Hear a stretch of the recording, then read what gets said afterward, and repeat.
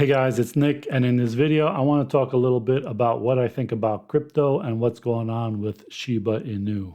Now, if you're watching this video because you think I'm going to give you some tip on what the next crypto pump and dump is going to be, you might as well hit the thumbs down now and call me a no-coiner or a FUD or something in the description below. Now, let me just say I like the idea of Bitcoin, and that is an anonymous currency or storage of wealth that the government can't touch, with low transaction fees and really fast transaction times. But so far, Bitcoin has none of these really. And as for the argument that it's a store of value because it has a limited supply of 21 million coins or whatever, that's not true either. Anybody can make an unlimited supply of cryptos exactly like Bitcoin with the click of a mouse. So if aliens came down to Earth and said, give us 1 trillion Bitcoins or we're going to blow up the world, we could easily do that in one day. However, if they said, give us 1 trillion ounces of gold, or even give us 1 trillion iPhones, or just 1 trillion apples, we could not do that.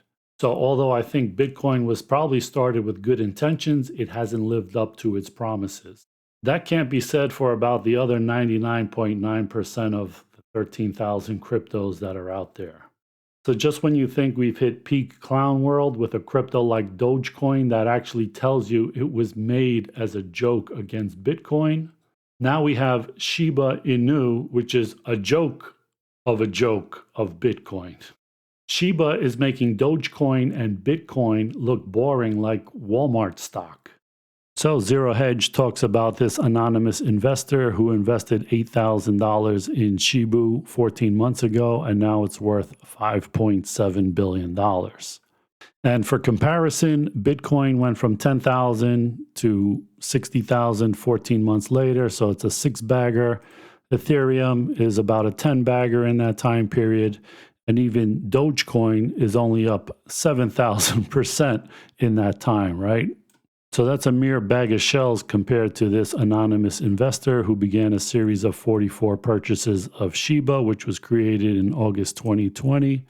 So they started out with 9 purchases worth $3,400, and by the time they did 45 total purchases, had 8,000 worth, which is now worth $5.8 billion, or a gain of more than 95 million% over the past 400 days. So basically, for every dollar that you put in, you would get $700,000 back. And Shiba's market cap is now more than Dogecoin at $40.3 billion, although it's come back a bit and they're about equal. So here's Shiba. It has a $33 billion market cap, close to Dogecoin's $38 billion market cap. And so Shiba is a joke on Dogecoin, which is a joke on Bitcoin, which is only 40 times bigger than either of those. And so to see what a joke and a money grab cryptos have become, there are now 13,298 on 424 exchanges. Just to give you some comparison of what that means, the Vanguard Total Stock Market ETF, VTI, which is supposed to represent all the stocks in the market, has 4,000 total stocks in it. So basically, you can use 3 different cryptos to buy each stock in the US stock market. So this is the type of headline that gets people on the fence just sick with jealousy, and they just have to put as much money into it as they can because they can't stand to see their friends brag about how much they made. And they have dreams of getting rich in a short period of time with a tiny amount of money. So articles like this gets a fire under people's butts for their FOMO and their YOLO. And so that's how pumps work. They only work when something is going up. That's what gets people interested. And a story like this gets a lot of people interested, most of which know almost nothing about crypto and even less about Shiba. And in the last 30 days alone, the cryptocurrency is up over 900%. So for every dollar you would have put in back in August 2020, you would have made $700,000. It sounds a little bit like a lottery ticket, doesn't it? Well, that's because the lottery and casinos work kind of the same way. So in the lottery, kind of like in what's going on in crypto, They have to convince a whole lot of people to put up a little bit of money each. And they do that by telling them that they could become really big millionaires and become rich for just a few dollars.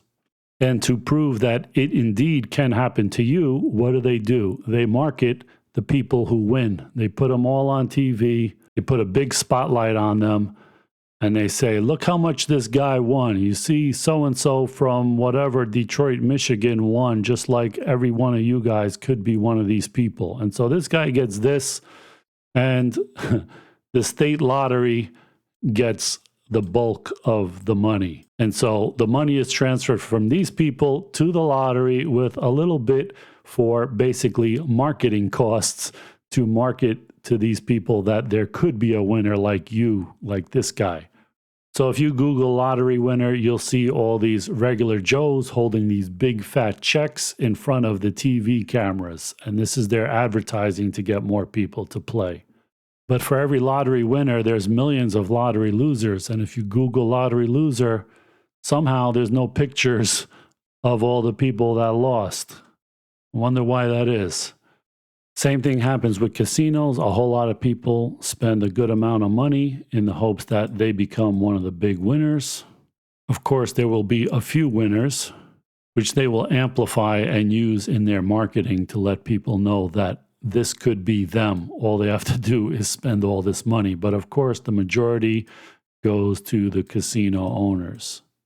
And crypto these days is not much different. It's just all about marketing. It doesn't even matter what the coin does, what the project is, whatever. As long as it is marketed enough, people will throw their money at it. And to help the situation, they have articles like these talking about the hypothetical one guy who put money in a year ago and now it's worth billions. They put the spotlight on him and show how much he made. And to help things along, they use the social proof of influencers like Kim Kardashian or Mark Cuban or even Elon Musk. And so the majority of the money goes this way to the promoters and the influencers and the marketers and all of that. And the majority of these people are left with nothing, but you don't hear about them because they stay quiet when they lose money. So there is no money in talking about the people who lost in the lottery tickets, in the casinos, in the crypto pump and dumps. Matter of fact, the losers themselves prefer not to talk about it. If you think back to when you talk about any of your own winnings or your friends' winnings in a casino or a lottery scratch-off ticket or some little penny stock, we always so willingly talk about the times we won, but we never talk about the times we lost. That's just human nature. So people's memory of losses goes away a lot quicker than their memory of wins. Now, if you don't remember, just a few years back, around 2017-18, there was the ICO craze, the initial coin offering, where people gave up their Bitcoin or Ethereum or whatever for some new project, and they got a token in exchange. They didn't get any equity in the company like a stock. They got a token. So where are those tokens now? Let's take a look. So in this article from 2018, they talk about where did the money go inside the big crypto ICOs of 2017. Tezos XTZ. So Tezos is not so bad, right? But let's look at all the data. It was as high as, $10 and as low as like 40 cents. Bancor, BNT. It was as high as $23 and as low as like 20 cents or so. Status, SNT. It was as high as about 67 cents and as low as like a penny. Now let me ask you a question. Where are all these people that bought this crypto in 2018 up to 60 cents and watched it go down to a penny? How come they're not all over Reddit and Yahoo Finance talking about how much they lost? Because there's a lot of them out there just like this, right? Matter of fact, there's a website that lists all the dead crypto coins, and according to them, there's 2,300 of them. And they give you a summary of why they died. Scam or other issues, ICO failed or short-lived, project start date 2011. But there's ones that were started in 2021 that are already dead. Abandoned, scam, no volume. And then there is a so-called rug pull, which is a type of scam where developers abandon a project and take their investors' money. So basically, the whole idea of the crypto from the beginning was to market it to unsuspecting investors and get their Ethereum. And then as soon as the thing is listed, they sell everything and drive it down to zero. And so what they do, in addition to getting a bunch of influencers to hype up a crypto right before they pull the rug, is the same trick they do in penny stock pump and dumps. They get the stock price to go up a whole bunch before they sell to get everybody really interested. So they say, for example, a rug pull coin can move from 0 to 50 times within 24 hours. The trick is meant to drive FOMO that leads more people to invest in the token. And that is, in a nutshell, how all of these scams work. Now, you may think you know how to pick out the right cryptos out of the 13,000 out there, but even somebody like Mark Cuban, who is kind of an evangelist for DeFi and all this stuff, actually apparently had the rug pulled on him as well. The bottom has fallen out of Titan, part of a multi-chain, partial collateralized algorithmic stablecoin ecosystem. You got that? So that's another thing with these cryptos. Like they say, if you can't dazzle them with brilliance, baffle them with bullshit. And that's what all of these are about. The more complicated they make it, the more people are just going to give up and just put their money in based on some pretty face or influencer or some article or something like that. So Mark Cuban said on June 13th, crypto businesses make more sense than you think, and valuing tokens is easier and makes more sense than you think. 3 days later, that investment makes less sense. So responding to suggestions that this was a rug pull, Cuban responded, I got hit like everyone else. Crazy part is I got out. Thought they were increasing their total value locked enough, then bam. And I would bet you if he didn't tweet this out to the world for everybody to see, he probably would not have admitted that he got hit like everybody else.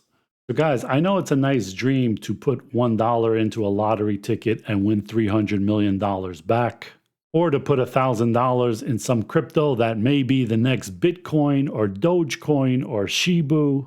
So unless you're spending 24 hours a day researching all of these 13,000 crypto coins, it's unlikely you're going to pick the needle in the haystack.